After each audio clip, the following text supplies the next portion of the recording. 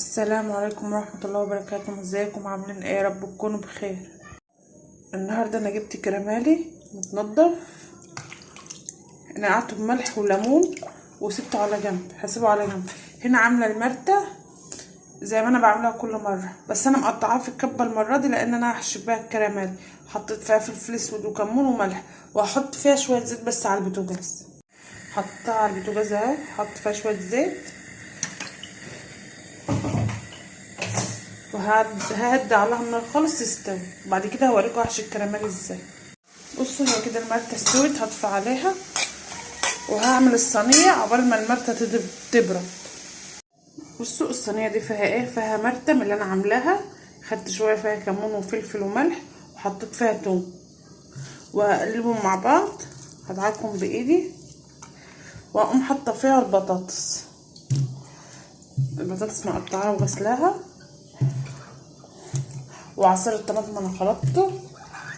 الصينيه دي انا هدخلها الفرن، مش هحطها على البوتاجاز من فوق، هلفها في ورق حراري، هقلبهم مع بعض وارجع احط الطماطم. انا كده حطيت دعكت البطاطس في البصله، يا رب يكون واضح. والطماطم اهي انا صفيتها، واحط عليها شويه زيت وهلفها بورق الحراري وهوريكم اعمل ايه. وانا لفيت اهو بالورق الحراري، وحطيت في البطاطس نقطه زيت بسيطه وهحطها في فرن البوتاجاز. الكراميل بقى انا نقعاه، لسه ما غسلتوش، هغسله.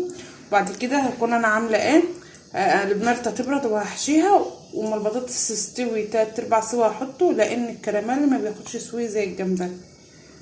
بصوا يا حبايبي انا كده حشيته، حشيه مرته اهو، يا رب يكون واضح. انا ما رضيتش اقفله بالخله ليه؟ انا مش عارفه، خايفه يتقطع او كده، لكن انا سبته كده. واهو ده الفايض، انا مش هعمل الكيلو كله، ده هعمله المره تانية، وده هعمله كده. المفروض انا كنت في ناس بتحشي مرتة وجمبري، بس احنا ما بنحبش الجمبري في الكراميلي. وفي ناس بتحشي رز، الله يرحمها كانت بتعمل خلطه المحشي وبتحشيه، لكن انا عاملاه اللي هو عادي، حشيه مرتة بس، وبيبقى طعمه تحفه. انا خرجت البطاطس من الفرن اهي، نخلي بالنا لان هي سخنه جدا. بصوا شايفين هي ما استوتش سوا كامل، هي لسه برضو فيها تكه. واقوم رص الكراميل ايه على الكراميل زي الجمبري، ما بياخدش سوي. شايفين عامل ازاي؟ وهغطي عليه برضو لغايه اما يستوي كله، وهبقى اوريلكم في الاخر عامل ازاي. وهطبخ رز بشعريه عليه. انا غطيته يا حبايبي تاني اهو بالورق الحراري، واحطه في فرن البوتاجاز. وفي الاخر هوريكم انا هعمل خطوه كمان فيه، وهوريكم في الاخر منظره عامل ازاي. بصوا يا حبايبي انا هشيل الفيل اهو، وهولع الشوايه. هو كده خلاص استوى البطاطس، استوت. هولع الشوايه وهشوف التكه الاخيره بقى، هوريها لكم هعمل ايه. كده الرز خلاص بيتشرب. قلت بقى ايه، مسلق ليمون واعمله مخلل. انا مش بسلقه، انا بسخن بس للميه وبس، بده يغلي غلوه. هو لسه ما غلاش غلوه، هيغلي غلوه وهطفي عليه واقوم مغطيه عليه.